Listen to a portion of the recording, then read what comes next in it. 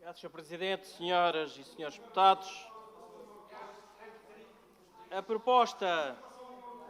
proposta do PSD que aqui nos cabe analisar e discutir vai merecer da parte do CDS a sua aprovação, até porque ela é razoável e é a melhor forma de nós podermos fazer a adaptação à região destas duas leis, quer a Lei 50, quer a Lei 51, de 16 de agosto de 2018.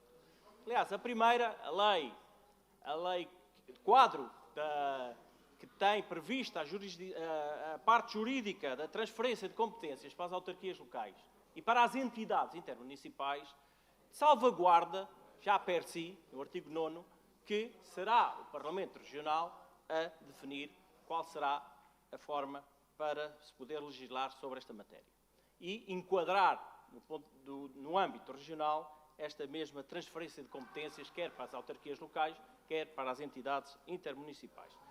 O que se prevê nesta lei, Lei 50, sobre esta transferência de competências, é que o tempo para essa transferência é muito curto, do nosso ponto de vista. Apesar de haver uma salvaguarda num articulado mais à frente daquilo que está previsto já no artigo 3º, onde se diz que é preciso que estas transferências se façam até 1 de janeiro de 2021, o que, quanto a nós, é um tempo, em termos de adaptação, a necessidade de adaptação das autarquias locais e das entidades intermunicipais, muito curto, porque estamos em 2019 e praticamente são 2 anos em que as autarquias locais e as entidades intermunicipais terão de fazer essa transferência, terão de adaptar essa transferência às suas próprias entidades.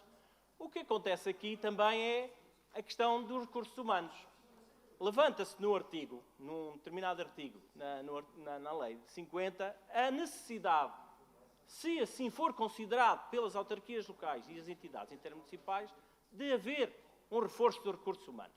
Obviamente que muitas das autarquias vão precisar deste reforço dos recursos humanos, porque não se transferem competências nas áreas da saúde, por exemplo, sem depois haver um reforço dos recursos humanos nas autarquias locais e nas entidades intermunicipais. E é preciso que isso esteja salvaguardado. E isso implica também transferência, obviamente, das verbas que estão já previstas no tal fundo de financiamento para este enquadramento da Lei 50 e 51. Aliás, tanto a Lei 50 como a 51 salvaguardam, como eu disse anteriormente, as regiões autónomas. A 50, através do artigo 9º, e a Lei número 51, que é das finanças locais, salvaguarda as regiões, quer através do artigo 25º, no seu ponto 6, nomeadamente em relação ao IVA, quer que diz que será sempre a Assembleia Legislativa a definir qual será o mecanismo jurídico para depois distribuir o IVA, mas aqui concordo com o Sr. Deputado que disse anteriormente, e bem referiu, o Sr. Deputado Carlos Rodrigues, que disse que é preciso estabelecer qual é o valor que o Orçamento de Estado irá transferir desse IVA, porque nós sabemos que através do entendimento no artigo 25º da transferência do Estado para as autarquias, para os municípios, que há uma verba de 7,5% do IVA, mas é preciso sabermos quanto é que a região vai receber, se este IVA é aquilo que já é atribuído anualmente à região, ou se irá haver um enquadramento diferente em relação a essa transferência. O que significa que, para além deste artigo 25º, o artigo 80C também prevê que é este, na Lei 51, também prevê que é este Parlamento que irá definir e regular a forma de implementar estas duas leis. O que nós vemos aqui é que, pela primeira vez, tanto a Lei 50, da chamada Lei Quadro de Transferência de Competências, como a Lei 51, a Lei das Finanças Locais, ambas têm lá no seu articulado claríssimo, de uma forma clara, que as regiões autónomas será sempre o Parlamento, cada uma, a estabelecer, a definir e a enquadrar estas mesmas leis.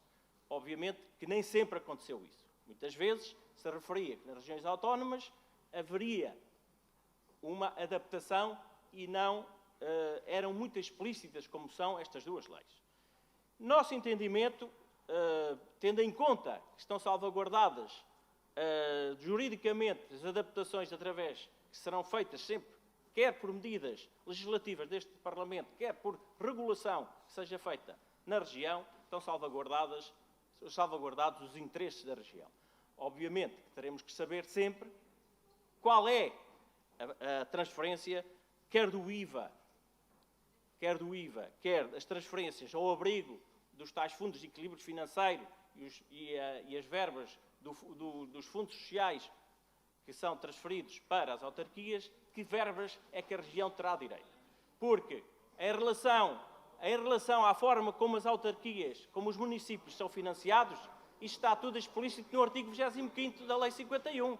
Já sabemos que a Lei 51 estabelece lá claramente que as verbas para os municípios vão através do Fundo de Equilíbrio Financeiro, 50% do de coesão e do geral municipal. As verbas também irão do Fundo Social para as autarquias, depois disto, do IRS são os 5%, do IVA 7,5%.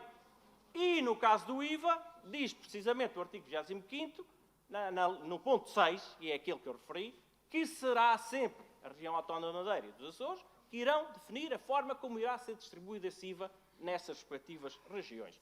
Ou seja, este grupo de trabalho que vai ser criado através desta resolução terá a incumbência de estabelecer todo o articulado, em termos jurídicos, de como é que irá ser distribuída, no caso do IVA, esse IVA nas regiões. Obviamente que depois o grupo de trabalho irá incidir sobre a proporcionalidade em termos do per capita dos municípios. Nós consideramos que este grupo de trabalho está equilibrado também na distribuição em termos dos seus representantes. 2 membros do Governo, um deles irá presidir o grupo de trabalho, 2 desta Casa, da Assembleia Legislativa Regional, 2 da Associação de Municípios da RAM e 1 da Associação das Freguesias ANAFRE. Pensamos que esta base é importante. Não é preciso um grupo de trabalho muito extenso. É preciso que as pessoas que lá estão trabalhem. A verdade é esta. E nós consideramos que o grupo de trabalho tem aqui os mecanismos jurídicos, tanto da Lei 50, a lei que transfere as competências para as autarquias e as entidades intermunicipais, quer da Lei 51, a Lei de Financiamento Local, tem matérias jurídicas para poder trabalhar e adaptar estas leis à região.